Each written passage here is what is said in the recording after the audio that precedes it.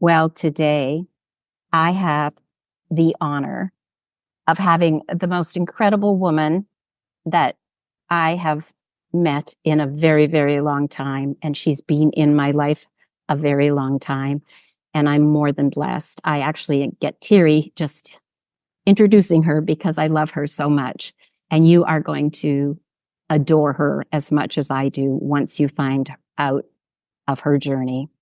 Sandra Sammartino has been inspiring yoga students for over 50 years. Plus, she has trained hundreds of yoga teachers and trainers, and I have the privilege of being one of them. She believes yoga and social media expand conscious awareness needed to heal climate change at the critical time, which we are in. Co-founder of the American Yoga Alliance and founder of Yoga Outreach, Sandra shares yoga through workshops, retreats, videos, media, and her ebooks, Yoga Fiction, Yoga Truth. She is currently turning her ebooks into a printed book. How exciting is that? Sandra helps students clear their emotional blockages, sending prana energy through their body to heal and engage the intuitive aspects of the mind so that students trust in their insights, intuition, and inspirational awareness. Then they understand and experience the principles of yoga as applied to all yoga systems. They know yoga through yoga. The body comes into balance and self-growth becomes a way of life, no matter the age, limitations, or other circumstances. Sandra can be reached at sandra@sammartinoyoga.com or 604-724-9423. And I will be posting that information. So if I made a little glitch, no worry. At 82 years of age, Sandra says, I wish to role model the benefits of yoga. And I can attest, she does, and you do. Welcome, Sandra. I am honored, privileged, and just so grateful that you would take time to be with me and my audience today, who I know will be so inspired through your journey. Thank you and welcome. Thank you, Collie. It's wonderful to be here and wonderful to see you. And I feel so inspired by you and your journey along the path of yoga and many other things that you have studied and worked with and brought into your life. Well, you, Sandra, are a huge part of that. When we met, and I'll give the little history, in 2000, I was going through tremendous upheaval in my life with not just my teenage daughter, but I was in a very toxic relationship with a very narcissistic, abusive person. And I remember coming to your studio wanting to do yoga and with you, and you lovingly said to me with a very stern, which I needed at the time, almost spanking, you said to me, go home and be a mother to your daughter. And I have to give a background. I was dressed in clothes that did not suit me. I was becoming a trophy wife. And even though I wasn't married, but I was becoming a trophy. And that turned my life around. You saved my life, and you saved my daughter's life through saving my life. So I wholeheartedly thank you. And everything that I have been doing on the healing path started at that moment. So that's how powerful, that's how powerful a moment you blessed me with. Like I say, it was like a little slap, but I much needed it. So thank you so much. Yeah. And I did continue to want to be in your classes, and I started studying at your studio, and then I actually was able to become a student of yours and actually graduated as a teacher. So thank you so much. Well, then your daughter came and she took the yoga training as well, and we loved having her there. Yep. Such a beautiful young woman. Yes, she is. She's got on the path of, well, we could call it yoga, but in the wider terms, we could call it self-growth, a path of self-growth leading to the true self. getting in touch with our true self, expressing our true self, and Absolutely. coming into, I guess, what would we call it? Ultimately coming into the essence of our true self.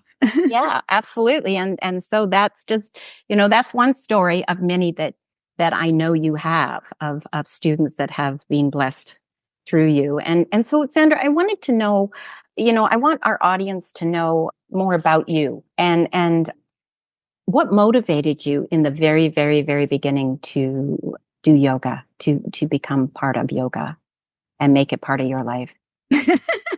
Well, what happened is I was 29 years old, Mm-hmm. and I was 29 years old, and I was going through a divorce, and I had 3 little children from the ages of 5 to 10, something like that. And I was extremely disappointed, sad, unhappy, because my whole goal in life was to be a mother. I really wanted to have maybe 3 more children. Oh, wow. And I was very unhappy, but I knew that I needed to leave this marriage. And so I did, but I was an emotional wreck. And the doctor was recommending, in those days, they recommended Valium, and Mm. he recommended Valium. My mother said, no, that's not a good idea. She said that she was practicing yoga. She was learning it through Corinne Zebroff, who was a teacher of yoga on television at that time. Wow. So I could hardly find a yoga class because yoga was not very popular, and people who were doing yoga at that time were kind of considered weird. At that time, people were going to European health spas. I don't know if you remember them. And then, Yeah, I do. Mm-hmm. and then aerobics came swept in and was very popular. Oh my goodness. I'm sorry. Speaking of popular, there's the phone going off. No coincidence, right? I thought I turned it off. That's okay. This is I've gone this the is wrong direction. totally perfect. It's all in good timing. And so what happened was I searched for a yoga class, which were very hard to find in those days, but I found one taught by a lady from India, and she taught it in Asari. Her name was Dr. Beena Nelson, and she was out at the University of BC teaching, not working there, but on the side, she taught yoga in a little space in Vancouver. And I found my way there and started taking her class. And my mother was right. It really made me feel more relaxed. And then I heard of another class, and it was like the Shivananda approach to yoga. And I went and I joined that class. In those days, you went to yoga once a week, and then you practiced what you were learning at home. Okay. And so I did. I went once a week, and then I practiced it at home. And I just really had such wonderful results. And then my neighbor, he said that there was a course at the university called Voluntary Control of Internal States. And I thought, oh, wow, that would be great. I could control my internal states. And it was at the university. I figured it was a class. I didn't know what it was a class on, but it was 4 nights a week for 3 weeks. Oh, my goodness. And I went there, and the fellow's name was Jack Schwartz, and he was teaching about energy. And I didn't know anything about energy, and nobody really did. We kind of thought energy was electricity, like electricity that came through your house. Right? Yes. About this energy, and he said that with this energy going through, you could use this energy and you could get more in touch with yourself. And he started to teach exercises that would help with your internal states. Wow. So I added those exercises to my yoga practice that I was doing. It was breathing, and you breathed in, and now I know they're chakras. He called them centers. Right. I never heard of centers, but I did what he was saying. I breathed, and then I exhaled out, and I would practice them at the European Health Spa. And I would get very, very dizzy. Oh. So before the classes were over, I went up to him, and he was smoking. In those days, you could smoke inside with a trench coat on, and waiting my turn in line. And then I told him that I was getting very dizzy. And as I was talking to him, I started to get dizzier and dizzier. So I sat down, and he said to me, he said, "Don't worry, everything's fine. Just keep doing the exercises." Oh. So I did. He left town, and I just kept doing the exercises. And one day I was doing the exercises by the edge of a hot tub at the European Health Spa, and I fainted. Oh, no. And so over to me and they said to me, "Do you have epilepsy?" I said, "No," but it really worried me. So I came back and I got the address, Jack's address, and I wrote him a letter. And I was very, kind of not upset, but worried. And I wrote this. And then I thought, oh, maybe I'll phone him, because I was given the phone number too. Right. I decided to phone him. So I phoned him. I said, "Hi, this is Sandra Sammartino. I was in your class and I was doing your exercises and I fainted." He said, "Yes, I know all about it. I read your letter." And I said, "But I didn't mail my letter." Oh, no. What? He said, "Well, I loved reading it. You had lovely flowers on the edge." He described my letter and he described what I wrote. Oh, my word. He said, you are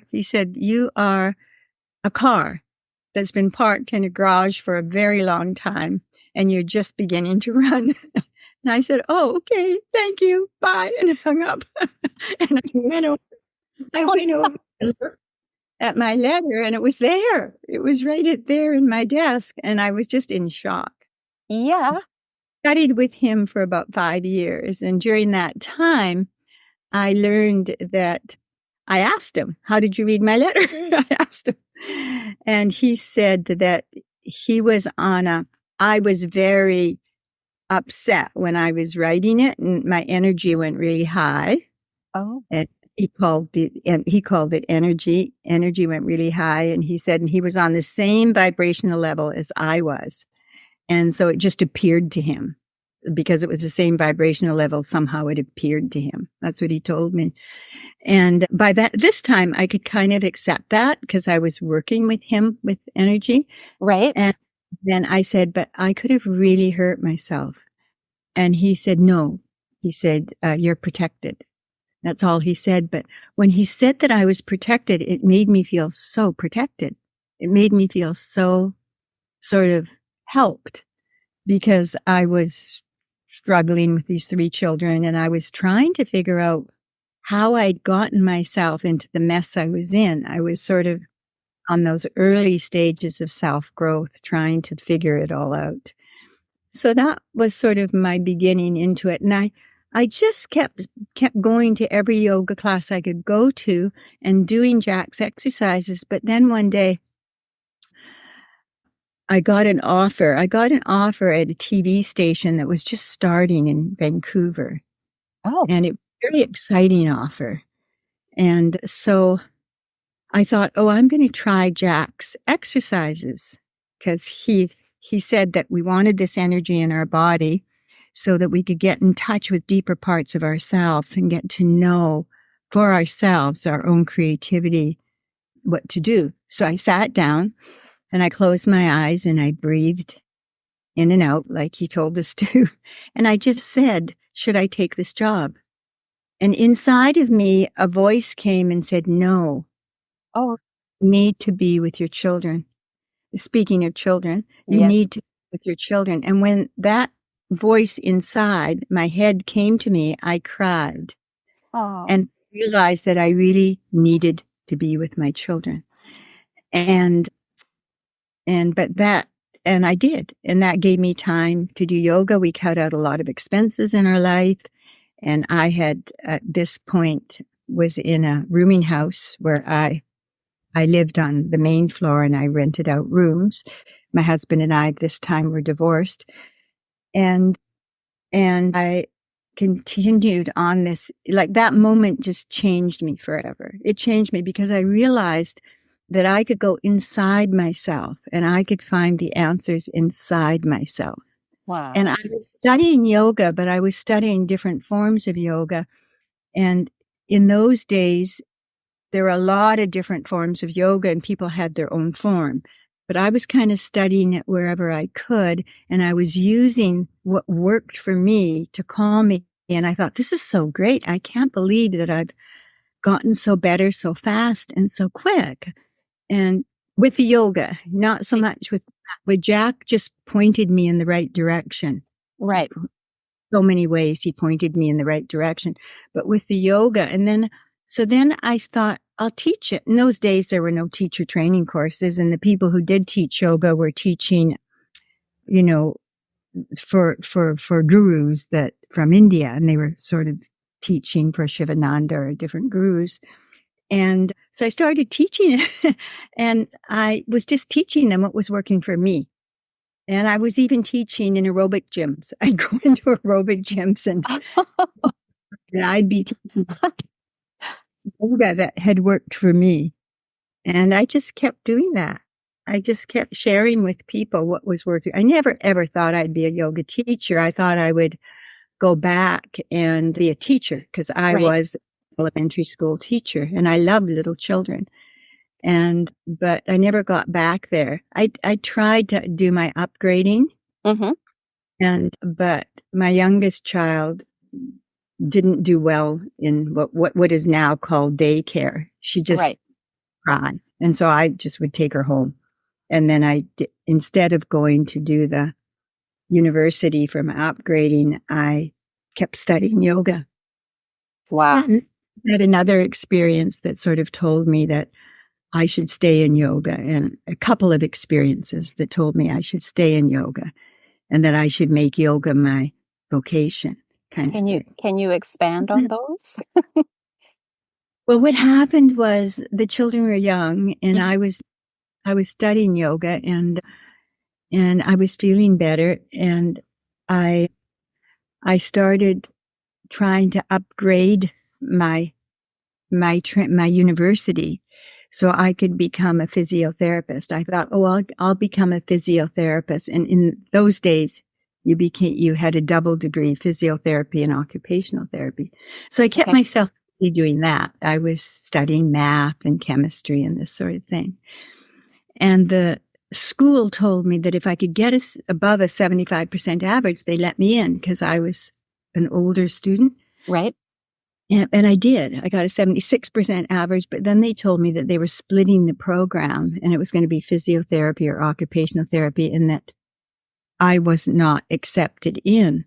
And so that was one crossroads. And I realized in the end that was very good because I'm much happier, I think, as a yoga teacher. But the woman told me that. She said, you'll be working with different kinds of people, because I was already teaching yoga.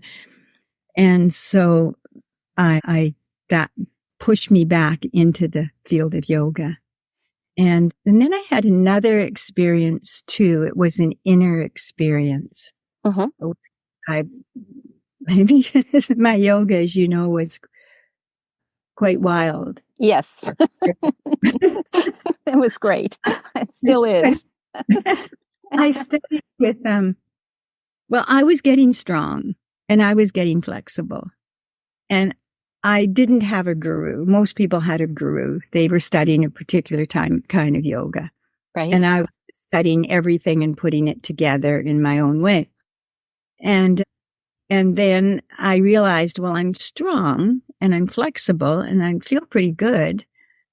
What else can I get from yoga? I didn't know where I could go with it. Like, where could I go with it? Because I was studying with Jack Schwartz, and he had already introduced me into meditation where you went into your own creativity. Okay. Taught a kind of meditation where his meditation was the one where I got the inner voice that told me to stay home and be with my children. Right. That made me cry. And I realized, that's what I needed to do, was I really need to solidify my 3 children. And in those days, it was the early 70s and everybody, all the women were going to work. It was like, so they'd say, where do you work? I'd say, well, I work one-on-one with children. They'd say, oh, that's great. They didn't tell them they were my own children. They didn't need to know. Just had less money and less things. And and it gave me more of a chance to do yoga. And because I had more time that way. And I was very fortunate to be able to do that. I recognize that not everybody gets to do that, but we also cut out a lot of expenses. Yeah. And so that I could do that. And then I just had an inner experience because I thought, well, there's nothing really more I can get from yoga. And then I studied with a woman named Eleanor Latham, and she did a toning session on me with sound. And when she put the sound through my body, I started to feel emotion, like my feelings came up. The feelings that were stuck in my body came out of my body, and they came up, and I felt them. And I felt sad, and I felt anger, and I felt all these feelings that were in my body and not being expressed. And her sound waves, and I'd already been introduced to this vibrational stuff with Jack, Right. her sound waves were releasing them from my body, and I could feel it because of my yoga training. Wow. And I could feel how valuable it was for me to get that emotion out Right. of my body. So then I started bringing it into my yoga classes. I had people toning themselves, and then I started toning them, and we started the class. I didn't realize it, Collie, but what we were doing way back then in the 80s was we were getting the trauma out of the body. And it was very difficult for me to explain to people what we were doing. Mm-hmm. The people in the classes do it. And my classes people were lined up around the block to get into my classes. Oh, I believe it. People told them about it, right? Mm-hmm. Exactly. And working for them. And what we were really doing was trauma work. Right. We were getting rid of the trauma in the body, but we didn't call it that. I called it emotional blockages, and that the feelings came out. The blockage in the body is an emotional blockage, and the feelings came out of the blockage. And then we felt the feelings, kind of thing. Right. And then I would bring Ellie up, my toning lady. I'd bring her up to Vancouver. I was in Vancouver at the time, and she would teach workshops. I would host them, and she would teach workshops. And part of her teaching with the toning was to go beyond form. And this was Jack's teaching too, was that you needed to get somehow beyond the forms, in touch with principles. Right. So we got rid of these. The yoga classes were, sometimes they were very, very loud, because sometimes people would make like a primal scream as to a back bend, and out would come this huge primal scream. But people's lives are being transformed.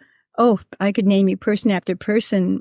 One woman is doing such great work with the deaf and dying now, but this had to be 40 years ago. She came, and huge primal screams.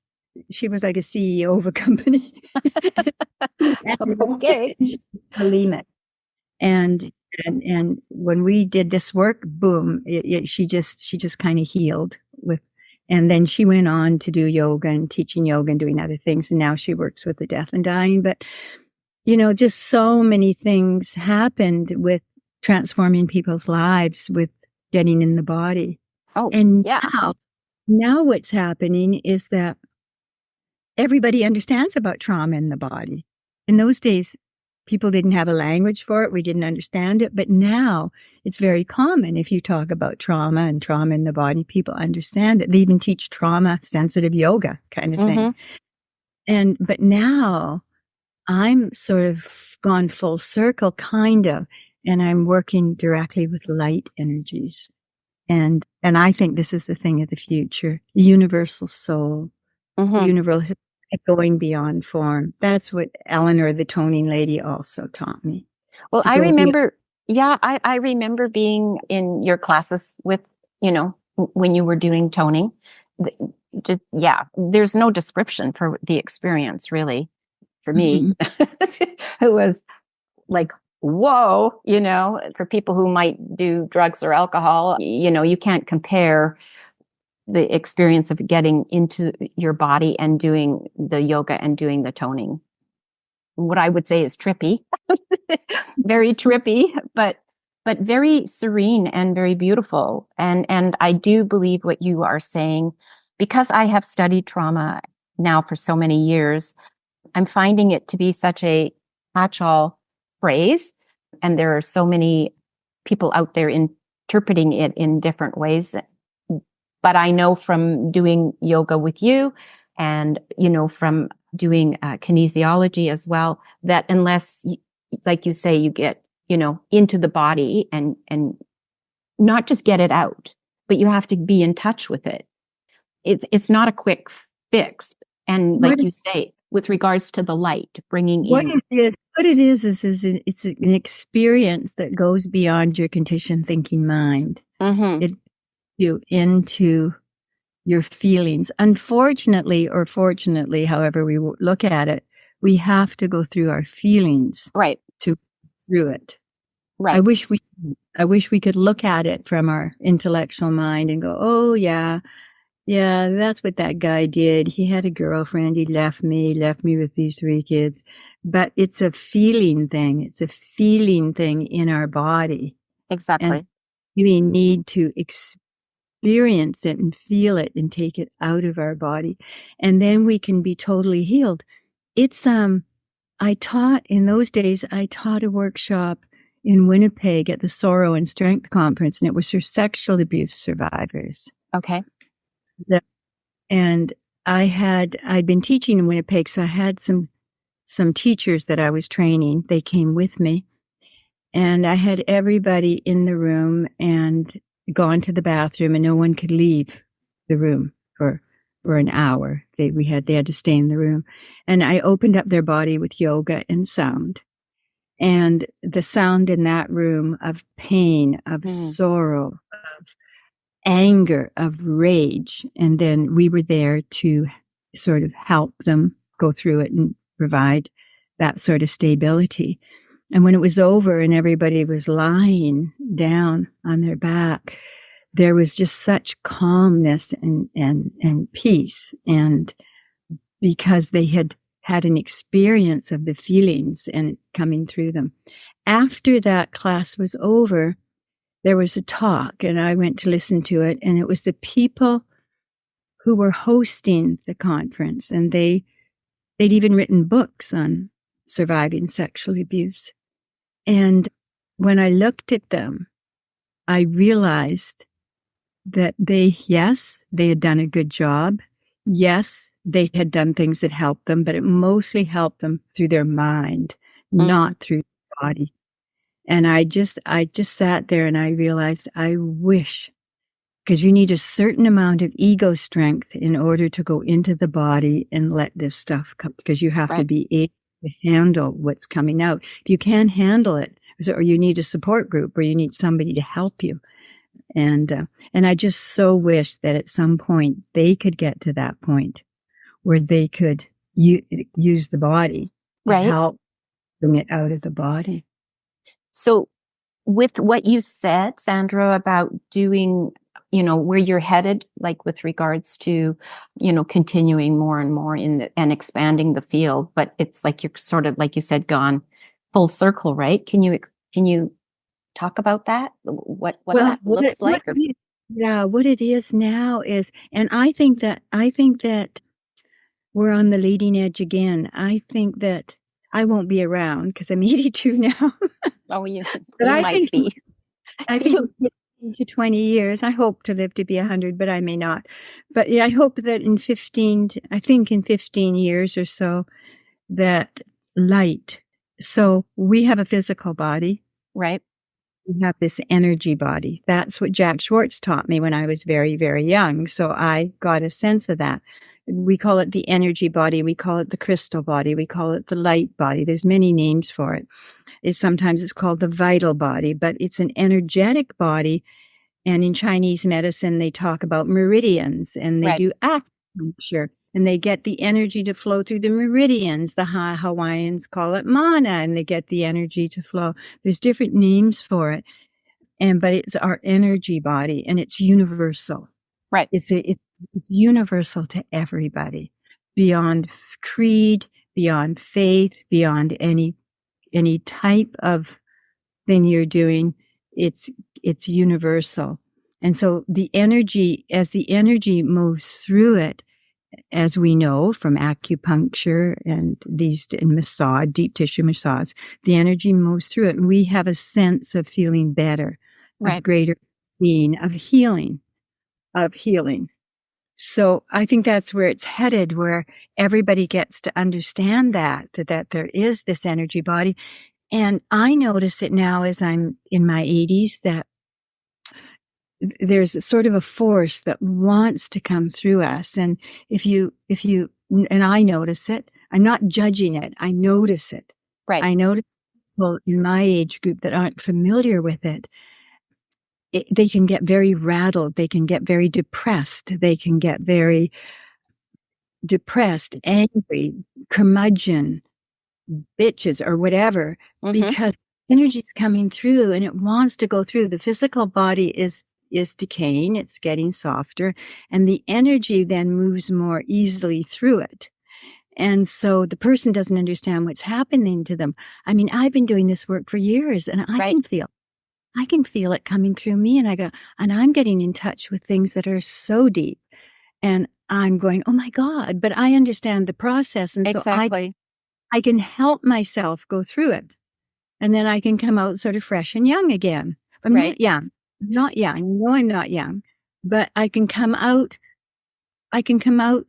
more loving, more kind, more compassionate, because that's coming out. It's not eating at me. I still have things probably that are eating at me, but I understand it, and I can cooperate with it. Right. And it doesn't stay stuck because you know how to move with it and through it. Yes, we create relationship with it. Yeah. We have a relationship with it. And then in that relationship, we understand how to work with it. And then the thing about it is we can see it in other people once we understand in ourselves. And so I'm not just in my classes. In my classes, I can give people the experience of this. Right. They don't have it in their head. It's not through their conditioned thinking mind. It's comes through their feelings, and then they become more intuitive, more insightful, more creative because we're freeing this up. But when I see it out, when I'm out and about, I help people. I just kind of know what to say to them because I know what they're going through. I know that energy wants to come through, and in coming through, so I say things to them that can help them to understand where they've been, where they are, and where they're going. This is just regular conversation that can help this come through so that they feel more centered within themselves, more understanding within themselves. Right. So are you going to put together something that's going to be a program where I could learn from you to do this, or others could learn? I've been doing it my whole life. Right. So I'm sliding down the other side now. Okay. I still teach classes. I just taught a workshop yesterday, but it's 7 people, and we go very deeply because it's just 7 people. Right. And it's encompasses that whole what I'm explaining to you, that we first of all, there's nothing that is programmed in what I do. No. It depends on the people that are there. Right. It's exactly. I open myself up, let the energy flow through me, and give it, and it goes out to them. But I'm sort of not consciously doing it. I've just been doing the work. Right. I've been doing my own work for all these years, dedicated and serious. Yes. And so I'm having fun. I'm actually having fun working with it and doing it. And then I help people get through those blockages. But what I'm saying is trauma is everywhere now. People understand it. Mm-hmm. Now I think people are going to begin to understand light energies. The only thing that worries me when I say that is that what worries me is that there's a tendency nowadays for people who are interested in the spiritual path to take they take these kind of substances like LSD and mushrooms, and they call it microdosing. Right. And they're microdosing because they want to get beyond their conditioned thinking mind, and they want to move through their body, and they want to have these types of experiences.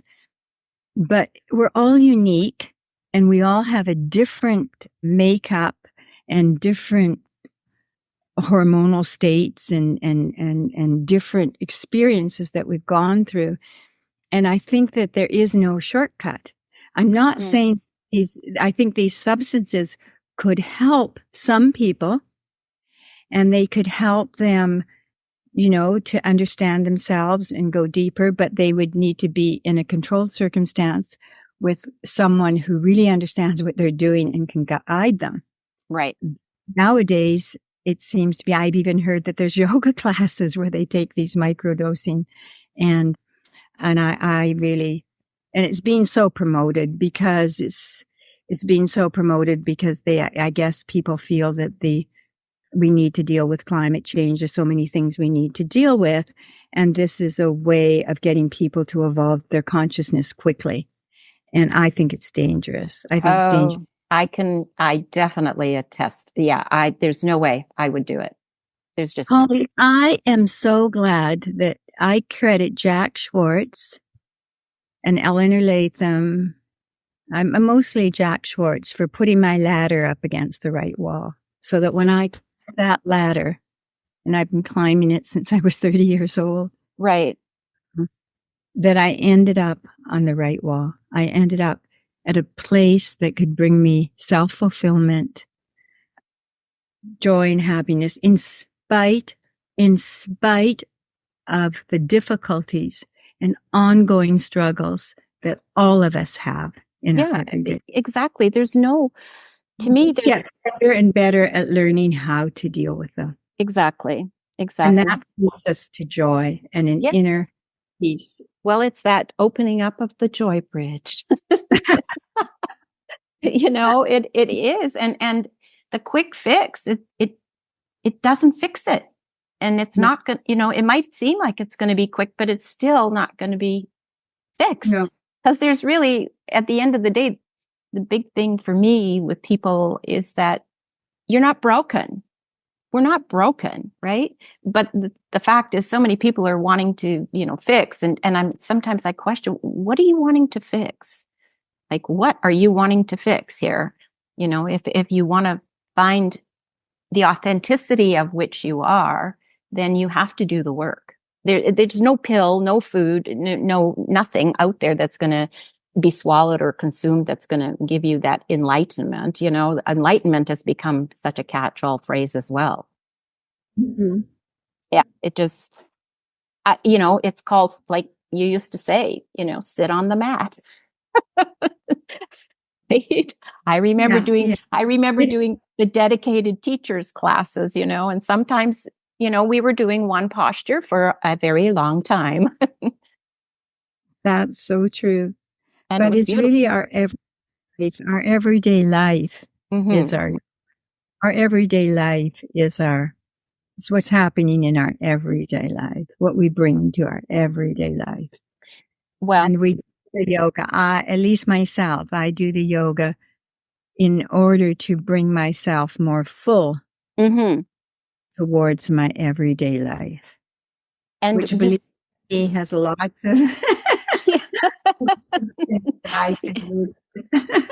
So you've got so much going on with your yoga outreach too, right? Because you've got a fundraiser. It's like really something going on there very quickly, isn't it? Well, yoga outreach, I think, is going through a transition right now. Okay. And I'm just, it wasn't my yoga outreach. I turned it over to one of my yoga students, Beth Sampson, when we sold the center. Oh, and yes. And then it was like a toddler, and she took it up to be like a teenager. Oh, And okay. adults took it over and they took it up as an adult. And now it's going through a transition where things are changing again. And they just asked me if I would, they need fundraising. So I said I would teach a workshop Oh, and lovely. turn the funds over to them. So that's coming up November 23rd in Vancouver. I'll teach I think it's a 4-hour workshop for, for yoga outreach. Oh, And, wonderful. uh, So is it and open so I to, think you can go to yoga outreach, yogaoutreach.com okay. and find the events and Okay. it'll, Okay, I'll make sure I mention it to people who, are listening, because this isn't just Saskatoon that we're talking to here. We're talking to, it's worldwide, the podcast. So there is going to be no doubt people in Vancouver that probably would love to be part of it and to contribute to it. Do you know how many people are, how the facility, how many people it holds? well, I told them that I probably would want to teach about 20, no more than 25. So I'm Right. not sure how they've arranged it, Oh, but okay. I don't usually teach that number anymore, although I did just come back from Winnipeg teaching a retreat for about, I think it was about, I don't know, 25 Oh, plus. wow. And, and it made me realize that I really like my classes with 7 people in them. Yeah. What's Yeah. happening with those classes, Collie? You'd be very interested. I just taught one yesterday, and what happened is one of my old students, you may remember her, Celine Chang, she was in the teacher training, Yes. and she was teacher training with a couple of other ladies, and they got together, and they've come to some of my workshops over the years, but I haven't seen them for a long time. Right. And three of them got together and said, "Could you hold a 4-hour workshop?"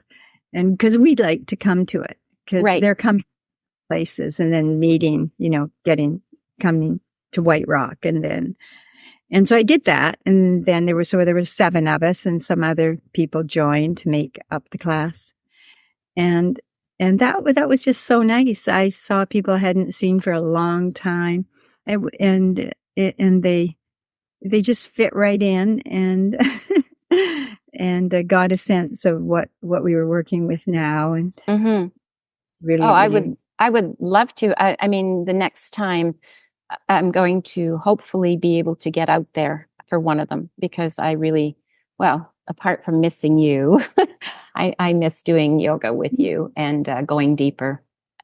It, So yeah, wonderful to be I with you. just, oh yeah, for sure. Especially now with regards to, some of the trainings that I've had in trauma and stuff. It would be nice to move some more stuff out of my own body with you.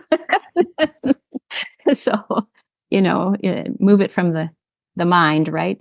It just, it's just such, I can't explain it. All I know is, like I say, it changed my life. It put me on a trajectory of that I'm eternally grateful. And same with my daughter. And now in times when I can, I get to share it with my grandchildren. I'm starting to, do some with them. And actually the toddler, Tashi, he's the one who is just like enamored with it. And as soon as I show up, he goes into downward dog position, or he'll do cobra or whatever, you know what I mean? And for him, it's play, but he likes it.